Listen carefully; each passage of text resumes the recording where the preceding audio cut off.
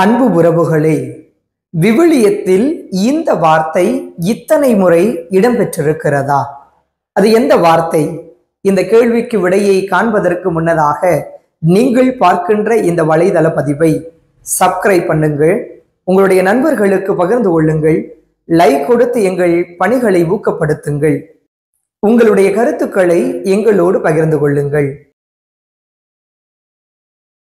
இறைவன் இயேசுவின் இருதயத்திற்கு நெருக்கமான அன்பு உறவுகளே, ஊரும் சதமல்ல, உற்றார் சதமல்ல, உற்று பெற்ற பெயரும் சதமல்ல, பெண்டியர் சதமல்ல, பிள்ளை சதமல்ல, நின் தேசத்தில் யாதும் சதமல்ல, ஒன்றே சதம், அது எம்பெருமான் இறைவன் ஒருவனே. இது பட்டினத்தாருடைய பாடல் வரிகள். ஊரும் நிரந்தரம் அல்ல, உறவுகளும் நிரந்தரம் அல்ல, பெற்ற பெயரும் நிரந்தரம் அல்ல, கட்டிய மனைவி கொண்டு வந்த சீர் பெற்ற பிள்ளை என எதுவும் நிரந்தரம் அல்ல, ஒன்றே ஒன்று நிரந்தரம், அது எம்பெருமான் இறைவன் ஒருவனே. இந்த இறைவனை நம்பிக்கையோடு இன்னும் ஆழமாக இருக பற்றி பிடித்துக் கொள்ள இன்றைய இறைவார்த்தை நமக்கு அழைப்பு விடுக்கிறது. இன்றைய முதல் வாசகத்தில் திருத்தூதர் பவுல் தன்னுடைய வாழ்வில் நம்பிக்கையின் தந்தை என அழைக்கப்படுகிற ஆபிரகாமை நினைவுபடுத்துகிறார். இந்த ஆபிரகாம் ஆண்டவர் மீதான நம்பிக்கையில் நிலைத்திருந்தார். இறுதி வரை கடவுளின் வார்த்தைகளை நம்பி இருந்தவர்.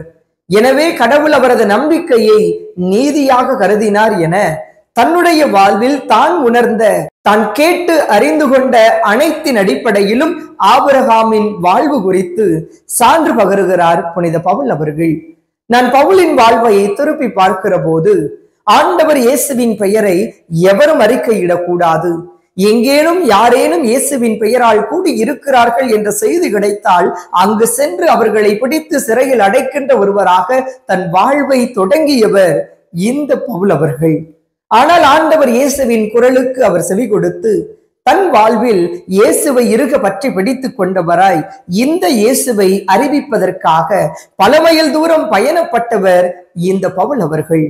ஆயிரக்கணக்கான இடர்பாடுகளை தன் வாழ்வில் சந்தித்தார், சிறையில் அடைக்கப்பட்டார், பலவிதமான துன்பங்கள் அவருக்கு தரப்பட்டது. ஆனால் அனைத்திற்கு மத்தியிலும் ஆண்டவருக்கு உகந்தவராக, அறியாத மக்களுக்கு ஆண்டவர் இயேசுவை அறிவிப்பவராக, பிற இனத்தாருக்கு இயேசுவை பற்றிய நற்செய்தியை எடுத்துரைத்த ஒரு மனிதன் இந்த பவுல் அவர்கள். நம்பிக்கையோடு இருந்த பலர் சமூகத்தில் இருக்கிற மற்ற மனிதர்களை பார்த்து தாங்கள் கொண்டிருக்கின்ற நம்பிக்கையில் தளர்ச்சியுறுகிற போதெல்லாம் அவர்களின் நம்பிக்கையில் இன்னும் ஆழப்படுவதற்கும் அவர்கள் நம்பிக்கையில் வேரூன்றி பயணிப்பதற்கும் ஏற்ற வகையில் கடிதங்கள் பல எழுதி அனைவரையும் நம்பிக்கையில் நிலைத்திருப்பதற்கான அழைப்பு விடுத்தவர் இந்த பவுல் அவர்கள்.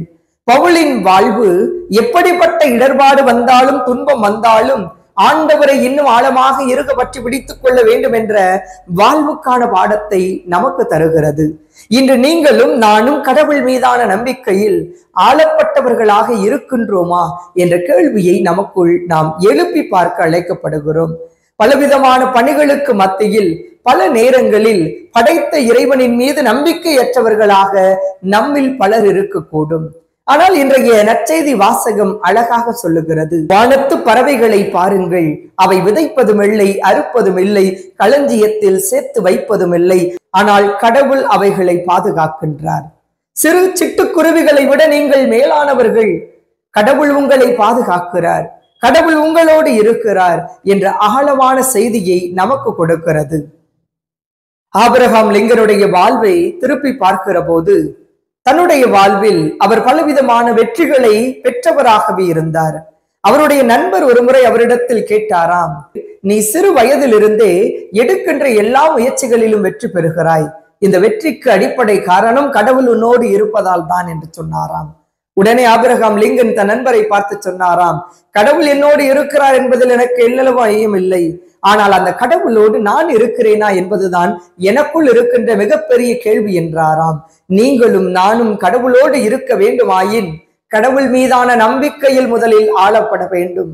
ஆழமான நம்பிக்கையோடு ஆண்டவரின் வார்த்தைகளை இதயத்தில் இருத்தி நமது வாழ்வாக நாம் மாற்றிக்கொள்ள வேண்டும். வானத்து பறவைகளை பாதுகாக்கின்ற இறைவன் நம்மை பாதுகாக்காமல் இருப்பவர் அல்ல. நாம் அவரை நோக்கி நம்பிக்கையோடு மன்றாடுகிற போது நமது குரலை கேட்டும் கேட்காதவர் போல் நகர்பவர் அல்ல. இந்த இறைவனை இன்னும் ஆழமாக இதயத்தில் இருத்தி அவர் மீதான நம்பிக்கையில் நீங்களும் நானும் நாளும் வளர அழைக்கப்படுகிறோம். பல நேரங்களில் இந்த உலகத்தில் இருக்கிற பலவிதமான இன்னலுற்ற தருணங்களை எல்லாம் நினைவு கூர்ந்து ஐயப்படுபவர்களாகவும் அஞ்சி நடுங்குபவர்களாகவும் தான் நமது வாழ்வு இருக்கிறது. சீடர்களின் வாழ்வு மட்டும் இதற்கு விதிவிலக்கு அல்ல. அவர்களும் தங்களுடைய வாழ்வில் துன்பம் என வந்தபோது அஞ்சி நடுங்கக்கூடியவர்களாக இருந்தவர்கள் தான்.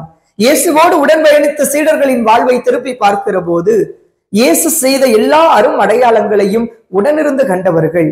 அவர் செய்த அத்துணை அரும் அடையாளங்களையும் பார்த்த அவர்கள் தங்கள் வாழ்வில் ஒரு துன்பம் என வருகிற போது ஐயோ ஆண்டவரை நாங்கள் சாக போகிறோமே என்று சொல்லி கதறுகின்ற நபர்களாக அஞ்சு நடுங்குகின்ற நபர்களாக இருந்தார்கள் என விவிலியத்திலிருந்து நாம் அறிந்து கொள்ளுகிறோம்.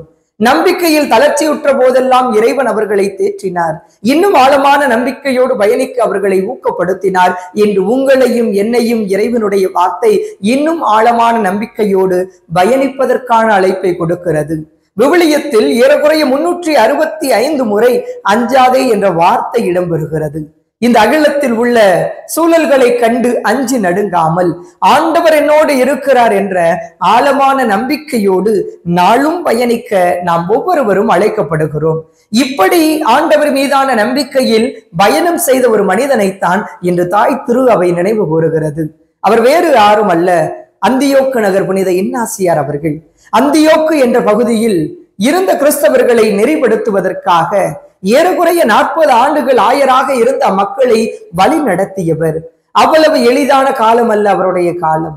அவருடைய காலகட்டத்தில் தான் கிறிஸ்தவர்களுக்கு எதிரான பலவிதமான துன்பங்கள் அரங்கேறியது. துன்பங்கள் வருகிற போதெல்லாம் என்ன செய்வதென தெரியாமல் தாங்கள் கொண்டிருக்கின்ற நம்பிக்கையில் இருந்து விலகிச் சென்ற பலரை அவர் கரம் பிடித்தார். அவர்களின் வாழ்வில் இன்னும் ஆழமான நம்பிக்கையோடு அவர்கள் பயணிப்பதற்கு அவர்களை ஊக்கப்படுத்தினார். இவருடைய வார்த்தைகளால் ஈர்க்கப்பட்டு இயேசுவின் மீதான நம்பிக்கையில் பலரும் இயேசுவுக்காக தங்கள் இன்னுயிரை தியாகம் செய்தார்கள்.